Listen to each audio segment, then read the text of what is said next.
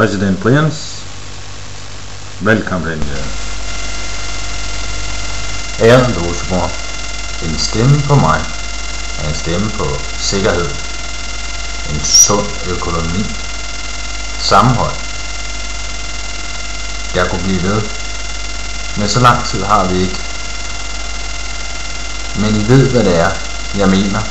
I har jo været glade for mig de sidste mange år i logen, og er det forholdsvis stadigvæk.